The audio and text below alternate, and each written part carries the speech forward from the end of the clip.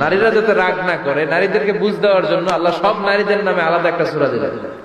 সূরার নাম, তার মানে আল্লাহ নারীকে খুশি রাখতে চায়, বিশ্বনবীও নারীদেরকে খুশি রাখতে চায়। আমার অনেকে বলে, হুজুর আপনি নারীদের পক্ষে কথা বলেন বেশি। আমি সবার পক্ষেই বলি, যার যেটা অধিকার তাকে সেটা দিতে হবে, ঠিক কিনা? নারীরা সম্মানিতা, তাদেরকে সম্মান দিতে হবে। বিশ্বনবী তাদেরকে সম্মান দিতেন। মা আয়েশাকে বিশ্বনবী সবসময় আগে সালাম দিতেন।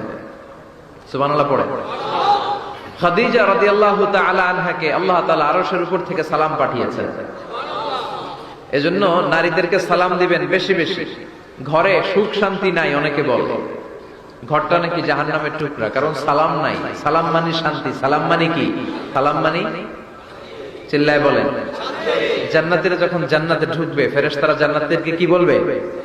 সালাম, শান্তি। Enter the paradise with peace and security. শান্তি এবং নিরাপত্তার সাথে জান্নাতে ঢুকে যান। এজন্য ঘরটারে শান্তিময় বানাতে চাইলে সালাম দিতে হবে। কি দিতে হবে?